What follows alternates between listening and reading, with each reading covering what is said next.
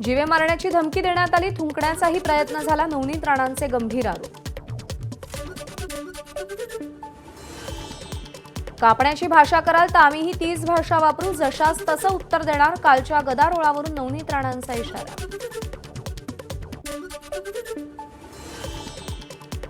वृत्तपत्रातील जाहिरातीतून शिंदे गटाचा ठाकरे गटाला डिवचण्याचा प्रयत्न, मी माझ्या शिवसेनेची काँग्रेस होऊ देणार नाही, मत बाळासाहेबांच्या विचारांना, मत धनुष्यबाणाला, अशा आशयाची जाहिरात।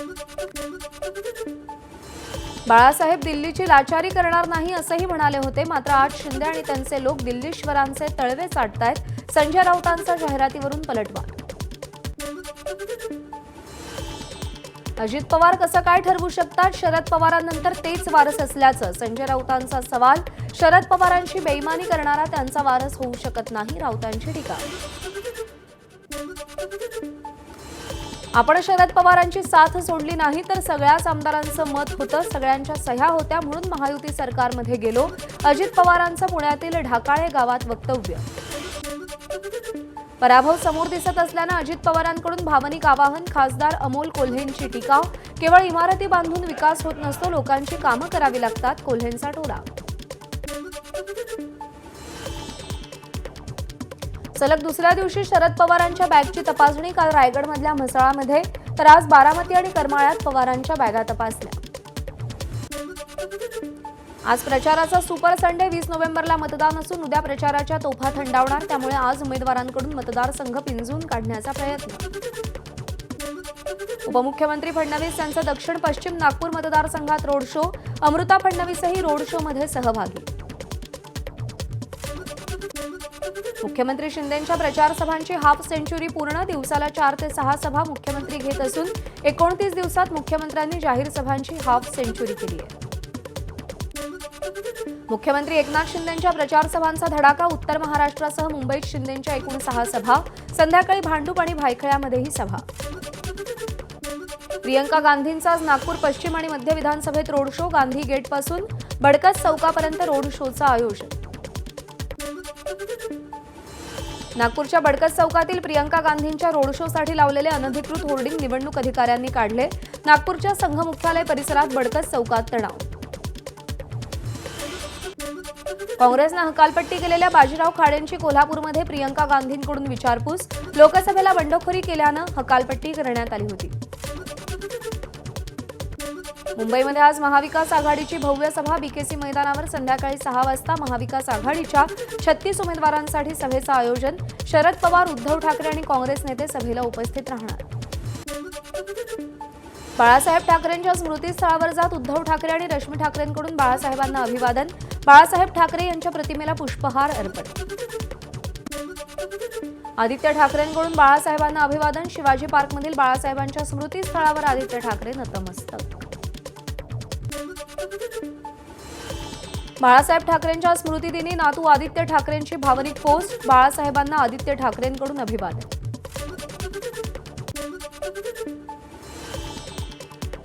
कुलाब्यातील बाळासाहेब ठाकरेंच्या पूर्णाकृती पुतळ्याला मुख्यमंत्री शिंदेंकडून अभिवादन, यावेळी नीलम गोऱ्हेंचीही उपस्थिती। बाळासाहेबांच्या स्मृतिदिनानिमित्त फडणवीसांची एक्सपोस्ट, बाळासाहेबांना फडणवीसांकडून आदरांजली, बाळासाहेबांच्या भाषणाचा व्हिडिओही पोस्ट। मंगलप्रभात लोढा यांच्याकडून बाळासाहेबांच्या स्मृतीस्थळाला अभिवादन, बाळासाहेब ठाकरे हिंदुत्वाचं दैवत होते, लोढांची प्रतिक्रिया।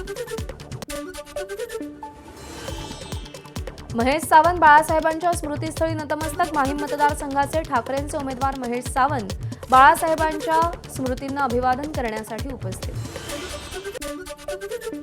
नाशिकच्या लासलगावमधील सभेत मनोज जरांगे भाऊक, आपलं शरीर आपल्याला साथ देत नाही, आपण थोड्याच दिवसाचे पाहुणे, मात्र समाजाचा लढा अर्धवट राहू देऊ नका, जरांगेंचं आवाहन। 288 मतदारसंघांपैकी जरांगे फक्त भुजबळांच्या मतदारसंघात गेले, जरांगेंना भुजबळांच्या स्टेजजवळ सभा घेऊन त्यांच्यावर हल्ला करायचा होता का, लक्ष्मण हाकेंचा सवाल। मराठा आरक्षणासाठी समर्थन देणार असदुद्दीन ओवैसींचं वक्तव्य, मालेगाव मध्येतील एमआयएमचे उमेदवार मौलाना मुफ्ती मोहम्मद इस्माईल कासमी यांच्या प्रचार सभेत ते बोलत होते। हिंदू धर्मगुरूंनी सुद्धा फतवा काढायला हवा, जो हिंदू हिताचा विचार करेल त्यालाच निवडून आणा, कालीचरण महाराज यांचं वक्तव्य। मुंबई विद्यापीठाच्या पीएचडी पूर्व परीक्षेच्या केंद्रावर गोंधळ. सकाळी 10:30 वाजता सुरू होणारी परीक्षा दुपारी 12 वाजले तरी सुरू न झाल्यानं विद्यार्थ्यांचा गोंधळ. डोंबिवलीतही पीएचडी पूर्व परीक्षेच्या केंद्रावर गोंधळ. मानपाडा गोळीवलीमधील सेंटरवरचा सर्व्हर डाऊन झाल्यानं विद्यार्थ्यांचा गोंधळ.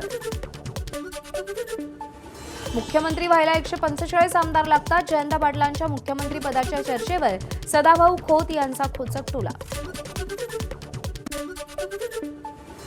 नाशिक पूर्व मतदारसंघात शरद पवार गटाचे उमेदवार आणि भाजप उमेदवार समर्थकांमध्ये वाद. वादानंतर पवार गटाचे शहराध्यक्ष गजानन शेलारांकडून कोणी आडवं आलं तर त्यांना फटके देण्याचा सभेतून सल्ला. संगमनेरमधील मिर्झापूर गावात काँग्रेसच्या कार्यकर्त्यांनी शिवसेनेच्या कार्यकर्त्याला मारहाण केल्याचा आरोप. काँग्रेसच्या कार्यकर्त्यांकडून महायुतीचे फ्लेक्स फाडण्याचाही प्रयत्न.